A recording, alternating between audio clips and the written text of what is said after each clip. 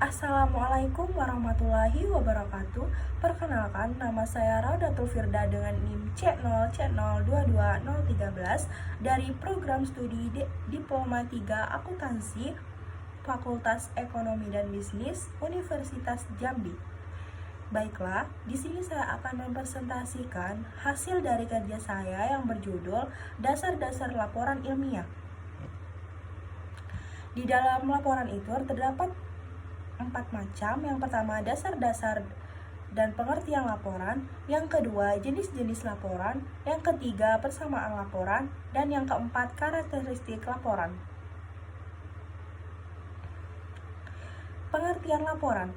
Laporan adalah setiap tulisan yang berisi hasil pengolahan data, informasi, serta merupakan alat komunikasi yang di dalamnya terdapat beberapa kesimpulan atau rekomendasi dari fakta atau keadaan yang telah diselidiki. Laporan juga adalah bentuk penyajian fakta tentang suatu keadaan atau kegiatan. Pada dasarnya, fakta yang disajikan itu berkenaan dengan tanggung jawab yang ditugaskan kepada pelapor.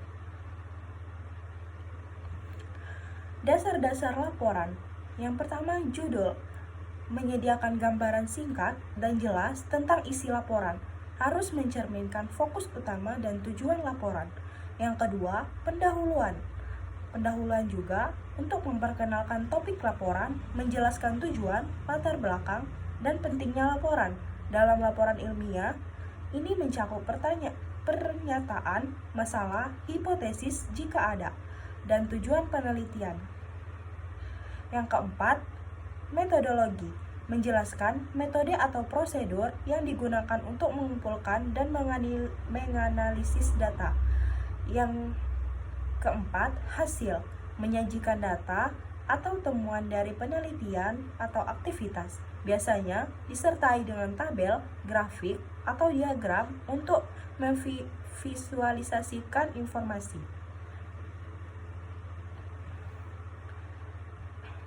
Yang kelima, pembahasan.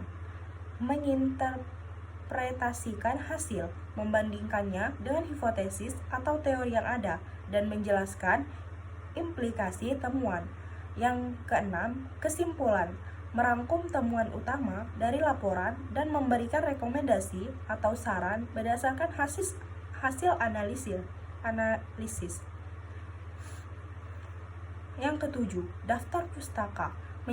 Mencantumkan semua referensi yang digunakan untuk menyusun laporan. Ini penting untuk memberikan kredit kepada sumber asli dan memungkinkan pembaca untuk mengecek informasi lebih lanjut. Yang kedelapan, lampiran jika ada. Menyediakan materi tambahan yang relevan seperti data mentah, kuesioner, atau dokumen lainnya yang mendukung laporan namun tidak dimasukkan dalam bagian utama. Fungsi laporan. Laporan memiliki peranan penting bagi organisasi. Laporan merupakan kunci utama untuk mengendalikan perkembangan suatu perusahaan menurut UMAM 2014. Laporan memiliki fungsi sebagai berikut. Yang pertama, alat pertanggungjawaban dari pihak yang satu kepada yang lain. 2. Alat untuk membina kerjasama, saling pengertian, komunikasi, dan koordinasi yang setepat-tepatnya. 3. Alat untuk mengadakan perencanaan, pengendalian, penilaian, dan pengambilan keputusan. Yang keempat, alat untuk memperluas ide dan tukar-menukar pengalaman. Jenis-jenis laporan. Jenis-jenis laporan itu yang pertama makalah, yang kedua kertas kerja, yang ketiga laporan tugas akhir, dan yang keempat skripsi. Kelima tesis, keenam disertasi, dan ketujuh di resensi. Persamaan laporan. Laporan memiliki beberapa kesamaan yang membuatnya efektif dalam penyampaian informasi dan analisis. Berikut adalah beberapa persamaan utama laporan. Yang pertama, tujuan informasi. Semua laporan dirancang untuk menyampaikan informasi secara jelas dan terstruktur, baik itu hasil penelitian, analisis data, atau perkembangan proyek. Yang kedua, struktur terstandarisasi. yaitu laporan sering mengikuti struktur yang terstandarisasi seperti bagian pendahuluan, metodologi, hasil, dan kesimpulan untuk memudahkan pembaca dalam memahami isi laporan. Yang ketiga, fokus pada fakta dan data. Laporan umumnya didasarkan pada fakta dan data, menggunakan bukti konkret untuk mendukung klaim dan temuan.